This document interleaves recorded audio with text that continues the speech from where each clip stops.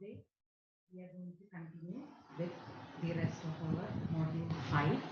അടുത്ത ടോപ്പിക് എന്ന് പറയുന്നത് ഹിഡൻ മാർക്കോവ് മോഡൽസ് ആണ്. Okay, now before I can tell you what is hidden Markov model, ശ്രദ്ധിച്ച് കേൾക്കണം.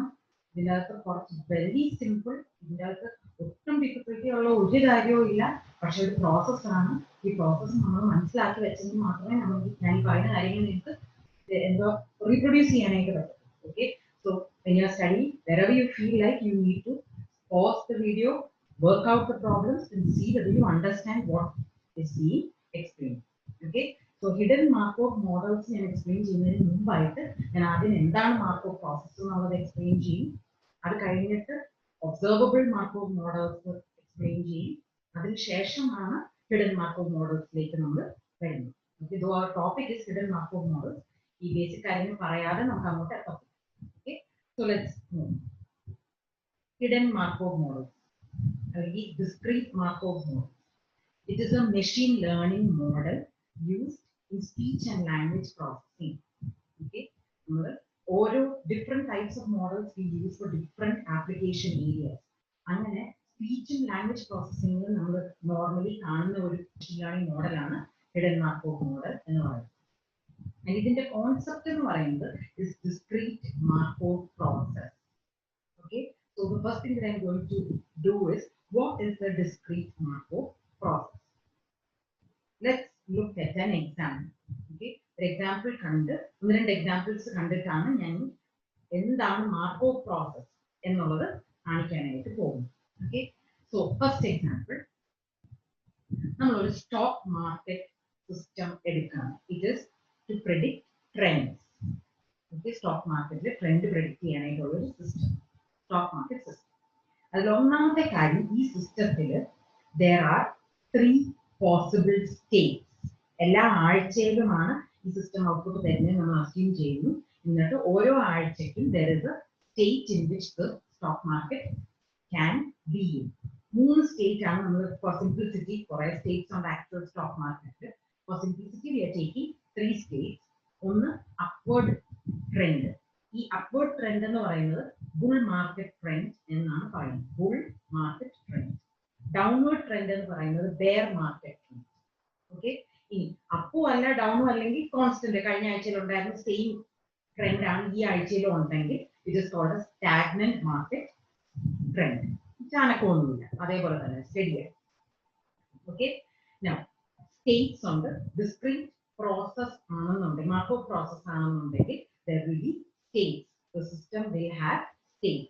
അതാണ് ഒന്നാമത്തെ കാര്യം. രണ്ടാമത്തെ കാര്യം, transition probabilities.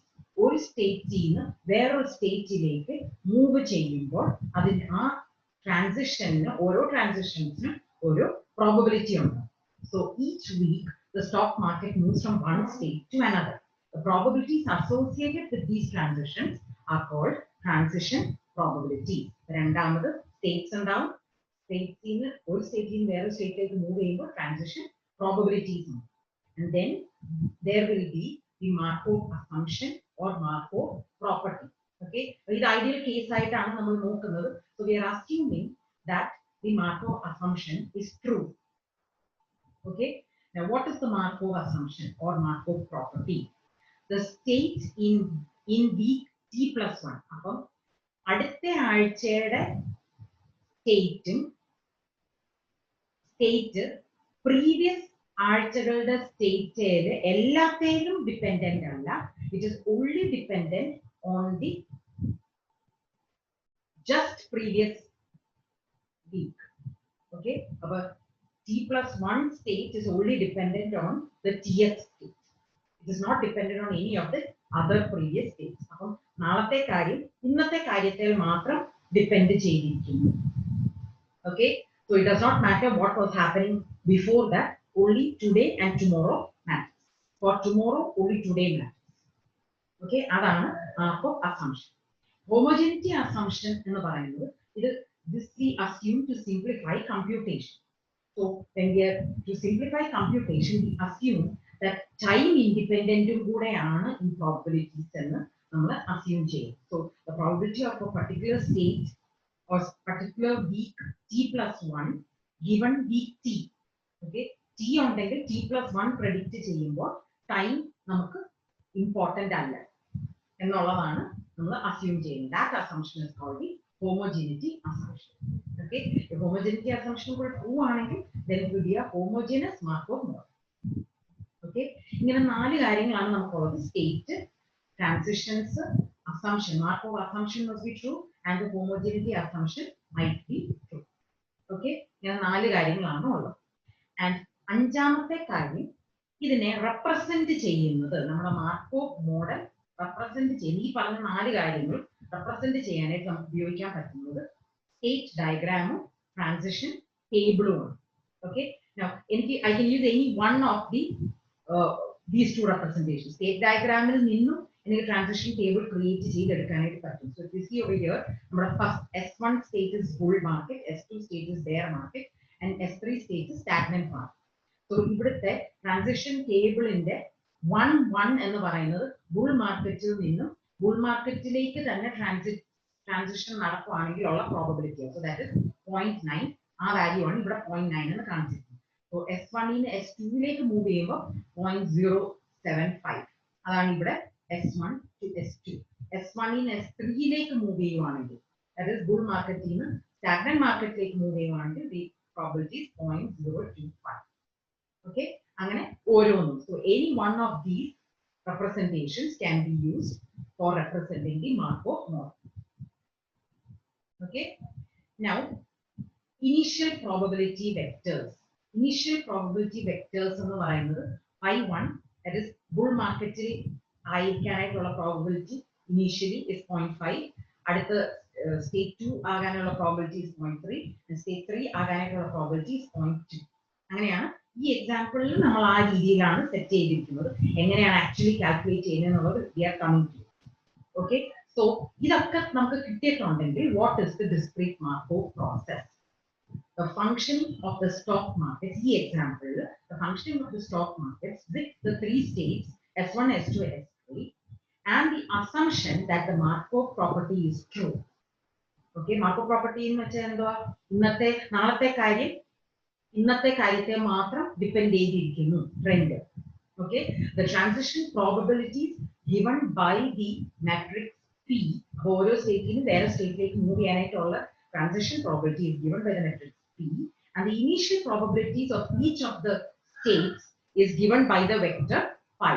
This constitutes the discrete Markov process. If ഇതാണ് നമുക്ക് ഇത്രയാണ് നമ്മൾ കമ്പൽസറി ആയിട്ട് വേണ്ടത്.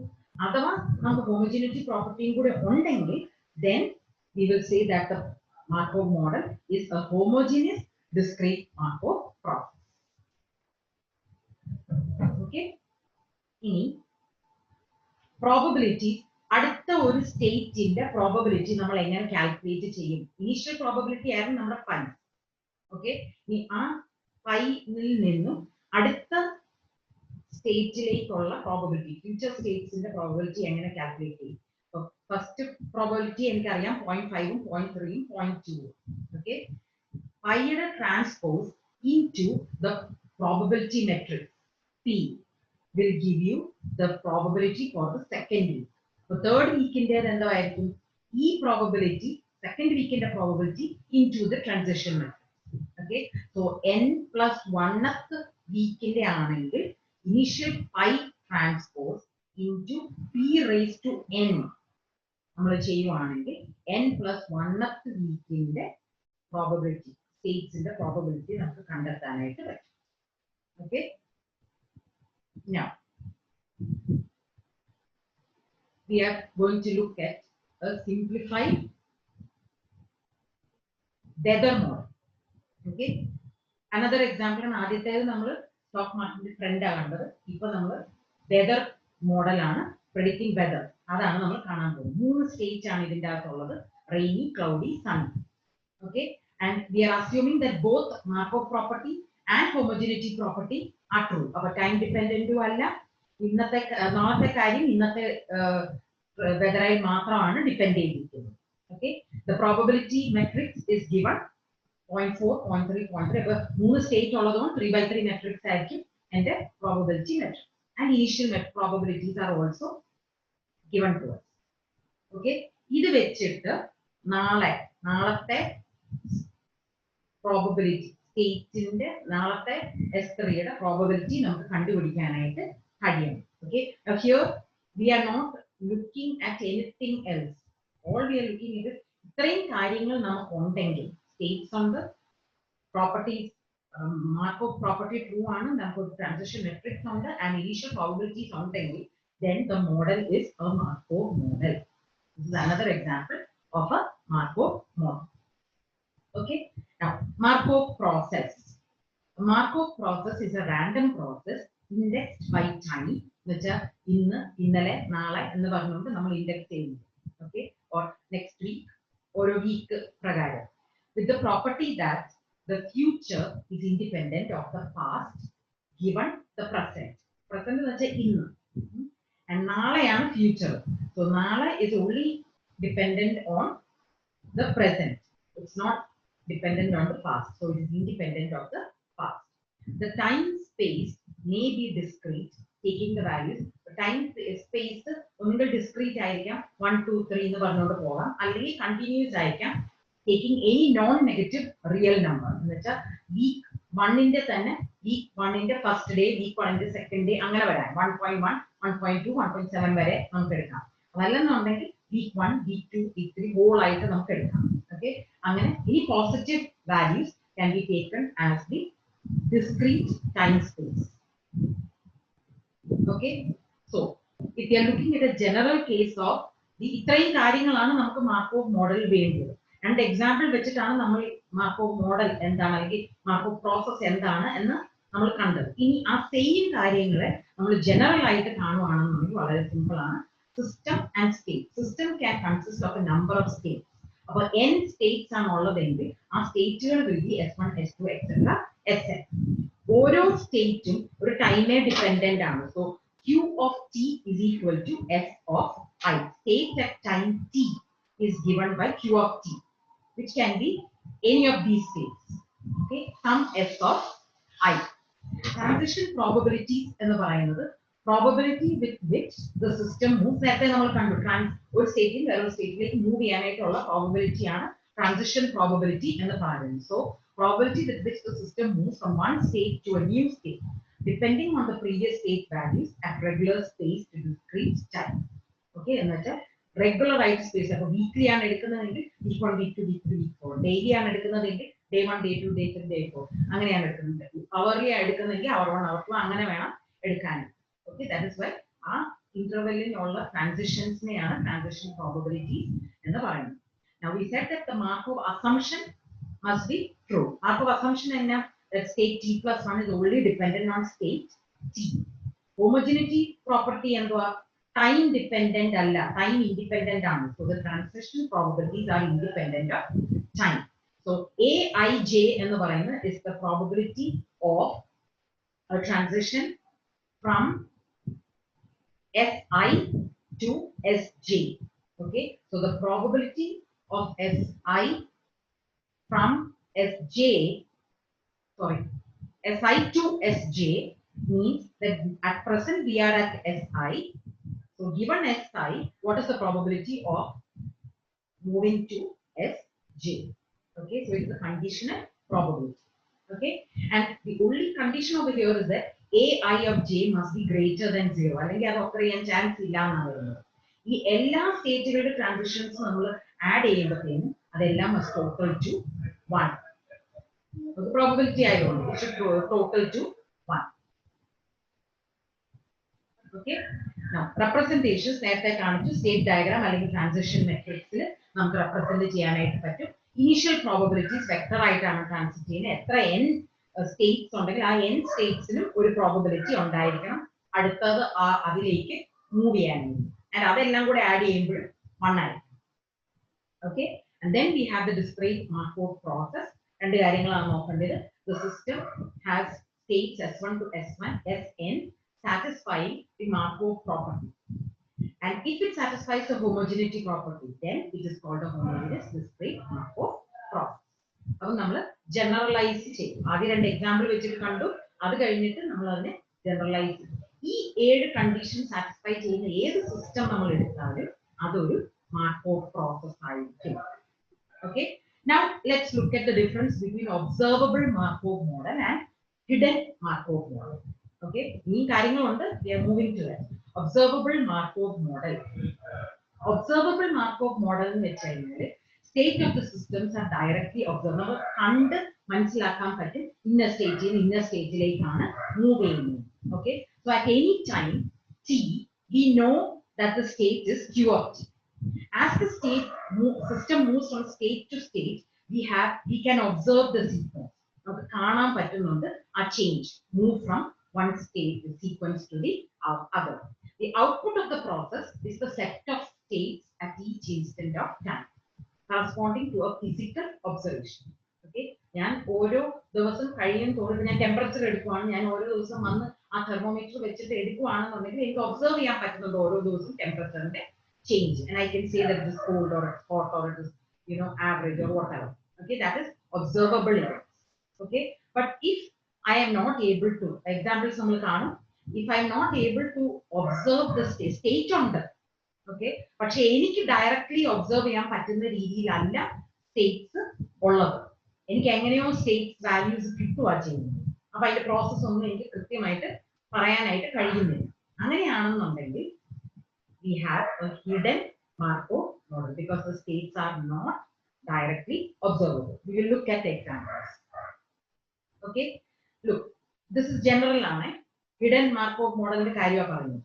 Say that O is an arbitrary set of observations, sequence of observations with length t.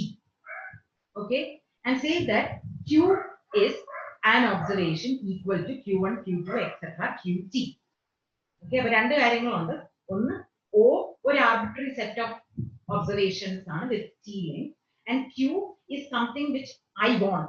Okay, q1, q2, etc. qt എനിക്ക് ആ രീതിയിൽ കാണണം എന്നാണ് എൻ്റെ ഔട്ട്പുട്ട് എനിക്ക് വേണ്ടിയതെങ്കിൽ, given that there is a transition matrix A and an initial probability phi, the probability of the actual observation being equal to q is equal to probability of, അപ്പൊ നമുക്കറിയാം q എന്താണെന്ന് നമുക്കറിയാം.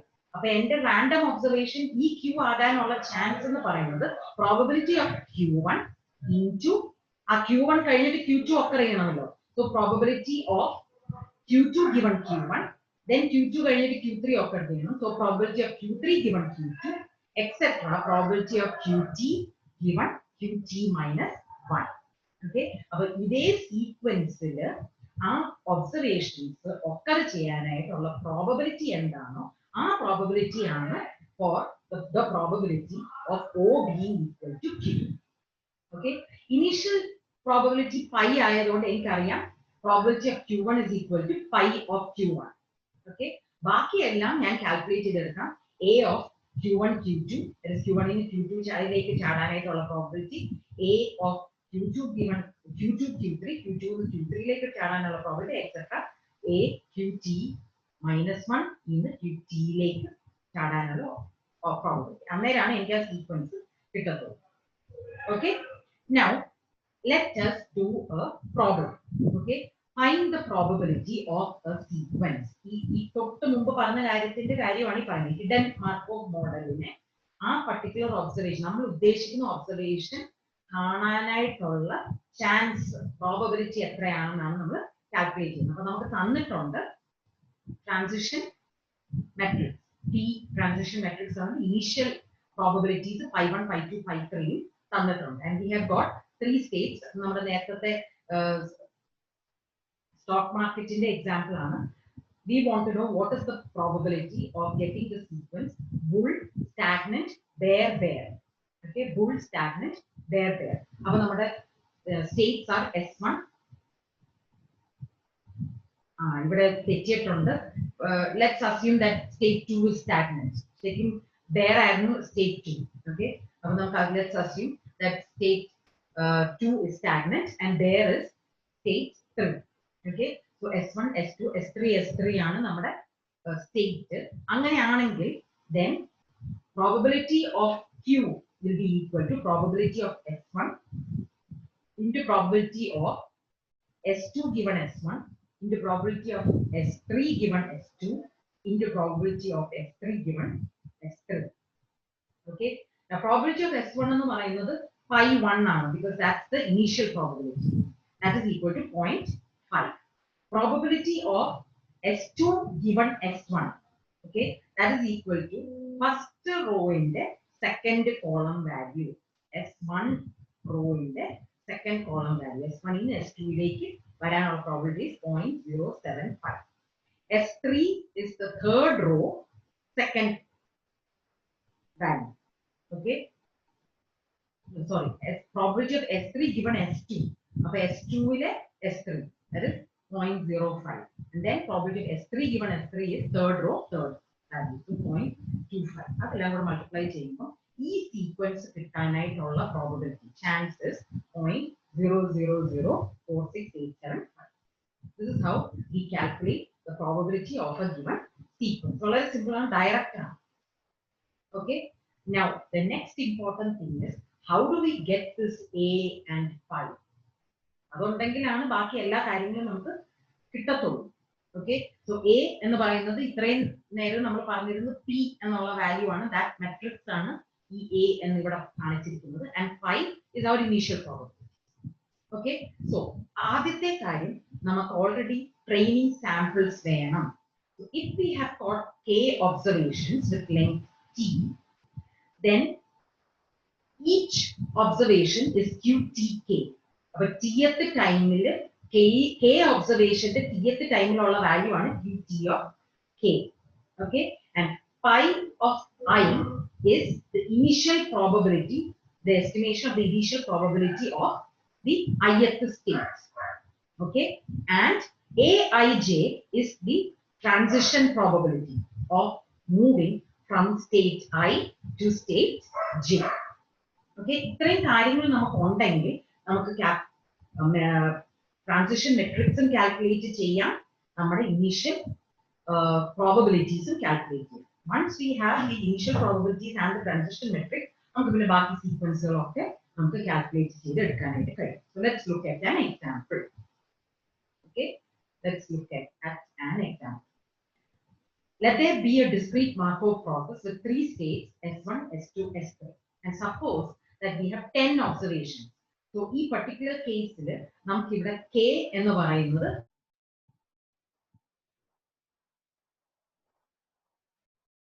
sorry about that.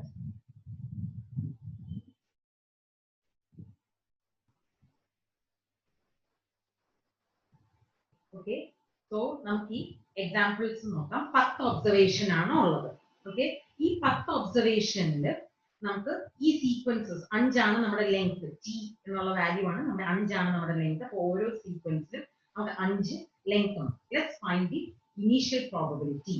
Okay, so S1ന്റെ initial probability എന്ന് പറയുന്നത് എന്താണെന്ന് നോക്കാനായിട്ട് നോക്കിയ ഓരോ 10 ഒബ്സർവേഷനിൽ എത്ര ഒബ്സർവേഷൻസ് S1ലാണ് സ്റ്റാർട്ട് ചെയ്യുന്നതെന്ന് നോക്കിയാൽ മതി. Number of sequences starting with S1. അപ്പോൾ നമ്മൾ നോക്കിക്കഴിഞ്ഞാൽ O1, S1 is O1, O4, O7 and O10.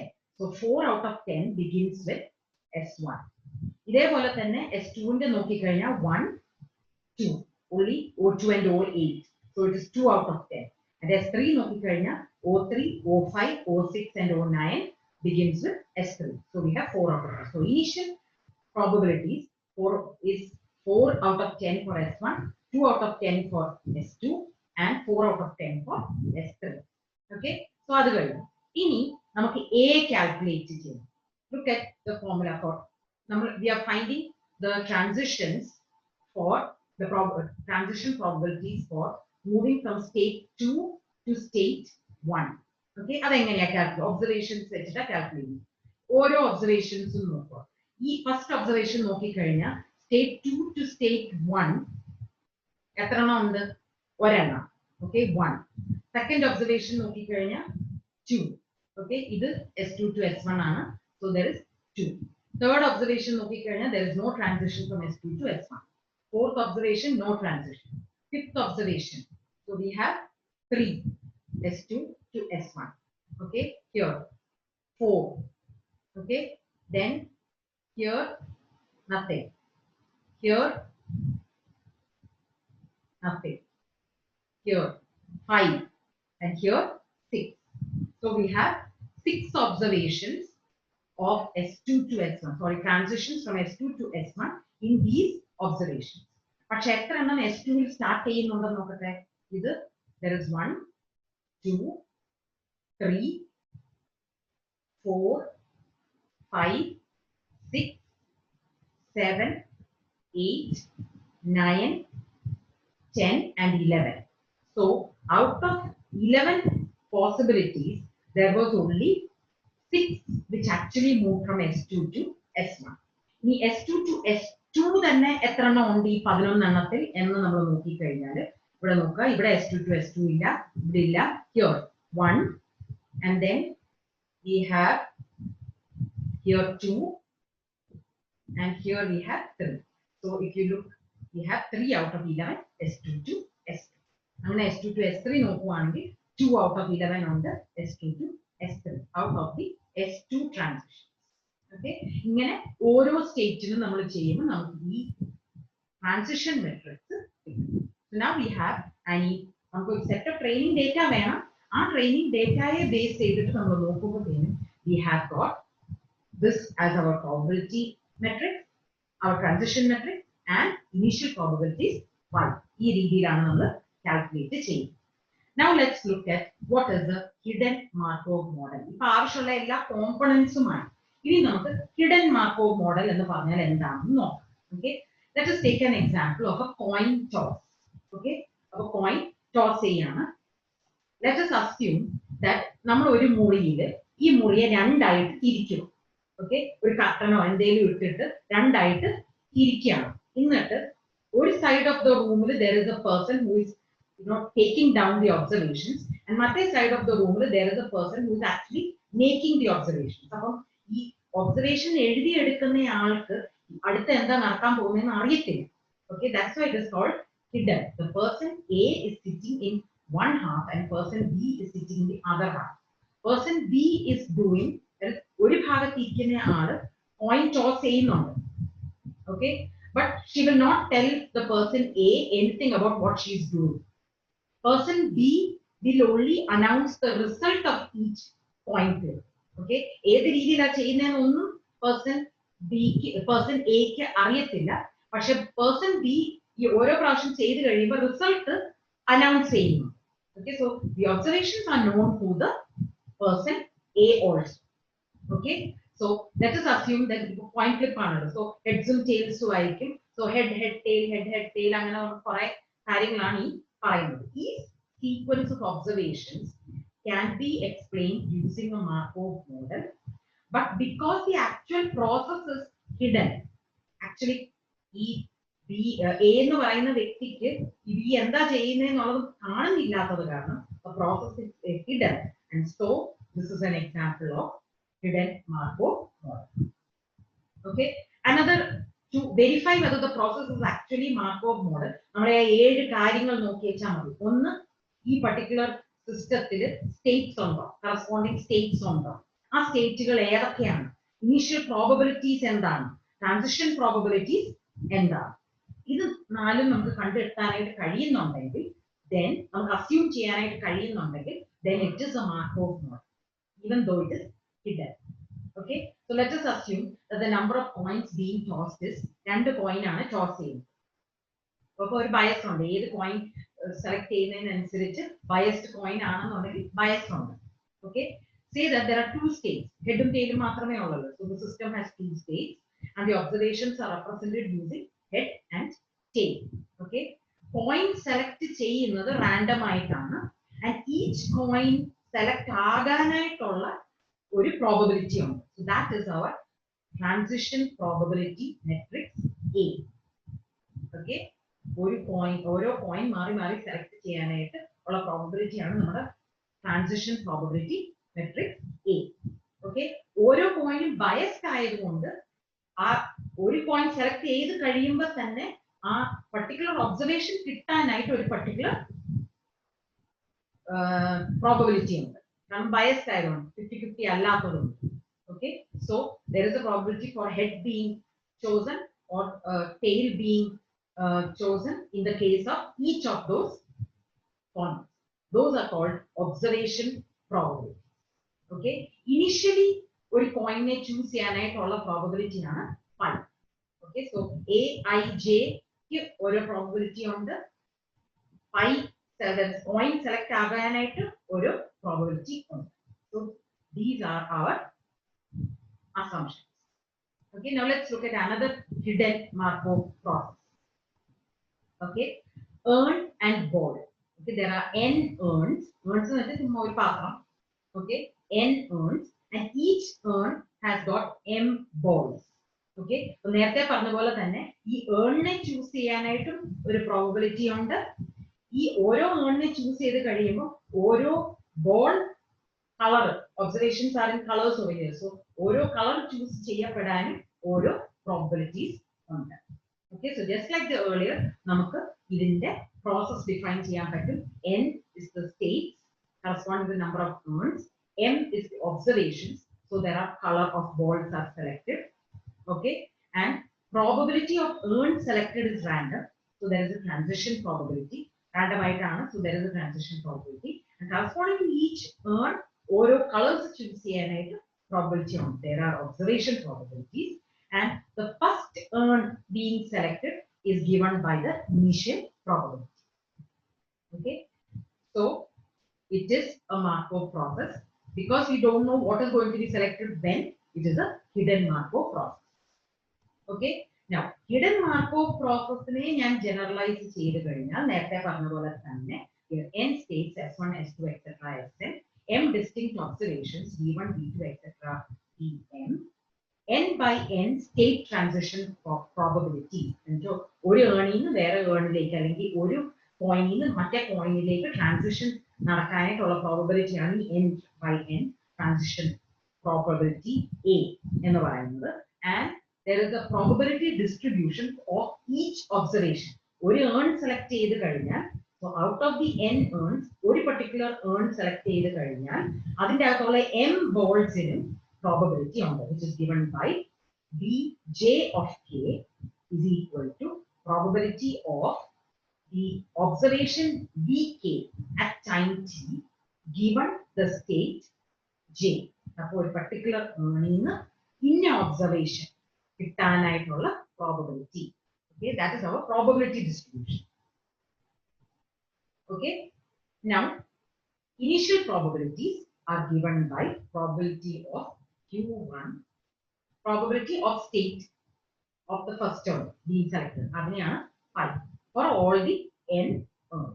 അങ്ങനെയാണെങ്കിൽ hidden Markov model will be defined by a triple a b 5, where a is given by the transition probability, b is given by the probability distribution, and 5 is given by the initial probability. Okay, this is an important question. കഴിഞ്ഞ ഏതോ question പേപ്പറിൽ അതിൽ 4 mark ചോദ്യമായിട്ട് വന്നിട്ടുണ്ട്. What are the problems of a hidden Markov model with real world problems? Real ആയിട്ടുള്ള real world problems എടുത്തു കഴിഞ്ഞാൽ ഈ hidden Markov model use ചെയ്യുമ്പോൾ 3 പ്രശ്നങ്ങളാണ്. ഒന്ന് ഇവാലുവേഷൻ പ്രോബ്ലം എന്ന് വെച്ചാൽ നമുക്ക് ഒബ്സർവേഷൻ തന്നിട്ടുണ്ട്. ഓക്കെ, ഒബ്സർവേഷൻ തന്നിട്ടുണ്ട്. ഹിഡൻ മാർക്കോവ് മോഡൽ എന്താണെന്ന് എനിക്കറിയാം. So I know a b and 5, but how do we compute the probability of the observation o given this model? അത് ഒരു പ്രോബ്ലം. ഓക്കെ, രണ്ടാമത്തെ problem finding the state sequence. അപ്പോൾ again നമുക്ക് observation തന്നിട്ടുണ്ട്. Hidden Markov model എന്താണെന്ന് അറിയാം, പക്ഷേ നമുക്ക് വേണ്ടിയ state sequence q1 q2 etc qt ആണ് എന്നുള്ളത് നമുക്ക് എങ്ങനെ കണ്ടുപിടിക്കാനായിട്ട് കഴിയും. ഓക്കെ, അതാണ് second problem, finding the state sequence problem. Okay, അപ്പൊ ആദ്യത്തെ പ്രോബ്ലം എങ്ങനെ ഇവാലുവേറ്റ് ചെയ്യാൻ പറ്റും ഒരു പർട്ടിക്കുലർ ഒബ്സർവേഷൻ ഗിവൺ ദി ഒബ്സർവേഷന്റെ പ്രോബബിലിറ്റി. ഓക്കെ, രണ്ടാമത്തേത് നമ്മൾ ആഗ്രഹിക്കുന്ന ഒരു സീക്വൻസ് എന്താണ്, ഏത് സീക്വൻസ് ആണ് നമ്മൾ ആഗ്രഹിക്കേണ്ടത് to get that probability, maximum output കിട്ടാനായിട്ടുള്ള പ്രോബബിലിറ്റി നമ്മൾ എങ്ങനെ സെലക്ട് ചെയ്യാൻ പറ്റും, അത് രണ്ടാമത്തെ problem, finding the state sequence problem. മൂന്നാമത്തേത് ലേണിംഗ് മോഡൽ പാരാമീറ്റേഴ്സ് എന്ന് വെച്ചാൽ നമ്മുടെ ഈ എക്സ് എന്ന് പറയുന്ന ഒരു observation sequence training data X നമുക്കുണ്ട്. നമ്മൾ ആ എക്സ് എന്ന് പറയുന്ന വാല്യൂ ലേൺ ചെയ്യാനായിട്ട് ലാംഡ നമ്മുടെ മോഡൽ ലേൺ ചെയ്യാനായിട്ട് എ കണ്ടുപിടിക്കണം, ബി കണ്ടുപിടിക്കണം, ഫൈ കണ്ടുപിടിക്കണം. അതിന് ഏത് പ്രോസസ് ആണ് യൂസ് ചെയ്യേണ്ടത് to get maximum probability of correctness. Correct ആയിട്ട് പുതിയൊരു എക്സിനെ ജനറേറ്റ് ചെയ്യത്തക്കമാണ് ഞാൻ ആ മോഡൽ എങ്ങനെ ക്രിയേറ്റ് ചെയ്യും. കാരണം നമ്മൾ ലേൺ ചെയ്യുന്നത് കുറച്ച് സാമ്പിൾസിലാണ്. പുതിയൊരു സാമ്പിൾ കിട്ടിക്കഴിഞ്ഞാൽ കറക്റ്റ് ആയിട്ട് പ്രെഡിക്റ്റ് ചെയ്യത്തക്കമാണ് ഞാൻ ആ മോഡലിനെ എങ്ങനെ ജനറേറ്റ് ചെയ്യും. What is the learning process? അതാണ് ഈ 3 കാര്യങ്ങളാണ് നമ്മുടെ ഹിഡൻ മാർക്കോവ് മോഡലിന്റെ പ്രോബ്ലംസ് എന്ന് പറയുന്നത്. ഓക്കെ, ഇതിന് എല്ലാത്തിനും സൊല്യൂഷൻ ഉണ്ട്, but it is not part of our syllabus. അതുകൊണ്ട് ഞാൻ അതിന്റെ ഡീറ്റെയിൽസിലേക്ക് പോകുന്നില്ല, but just know the answer. Problem 1 എന്ന് പറയുന്നത് എങ്ങനെ ഇവാലുവേറ്റ് ചെയ്യും ഒരു പർട്ടിക്കുലർ ഔട്ട്പുട്ടിന് ഈ പർട്ടിക്കുലർ മോഡൽ ഗുഡ് ആണ് എന്ന് എങ്ങനെ ഇവാലുവേറ്റ് ചെയ്യും. That is solve by using the forwards backwards algorithm, which is not there in our syllabus, so we are not going to. Okay, രണ്ടാമത്തെ പ്രോബ്ലം എന്ന് പറഞ്ഞാൽ ക്യൂ എന്ന് പറയുന്ന സീക്വൻസ്, നമ്മൾ ആഗ്രഹിക്കുന്ന സീക്വൻസ് ഏതാണ് എന്ന് എങ്ങനെ കണ്ടുപിടിക്കും. അതിന് Viterbi algorithm or posterior decoding is used to solve the second problem. പിന്നെ ലേണിംഗ് പ്രോബ്ലം സോൾവ് ചെയ്യാനായിട്ട് ബോം വെൽഷ് അൽഗോരിതം ആണ് യൂസ് ചെയ്യുന്നത്. ആ അൽഗോരിതത്തിന്റെ പേരുകൾ നിങ്ങൾ പഠിച്ചു വെച്ചേക്കുക, ബാക്കിയൊന്നും നമുക്കിപ്പോൾ ആവശ്യം ഇല്ല. Okay, so with this I am concluding today's session. Hope you have understood. It's a very simple topic. പക്ഷേ സീക്വൻസുകൾ ഓർത്തിരിക്കണം, ഏഴ് പോയിന്റുകൾ ഓർത്തിരിക്കണം, എന്താണ് ഹിഡൻ മോഡൽ എന്ന് ഓർത്തിരിക്കണം. സ്മോൾ ക്വസ്റ്റ്യൻസ് ആയിരിക്കും ചോദിക്കുന്നത്. ആ പ്രോബ്ലം നമ്മൾ കണ്ട പ്രോബ്ലംസിന്റെ ടൈപ്പ് ഓഫ് ക്വസ്റ്റ്യൻസ് ആയിരിക്കും ചോദിക്കുന്നത്. If you have got any doubts, please feel free to contact me.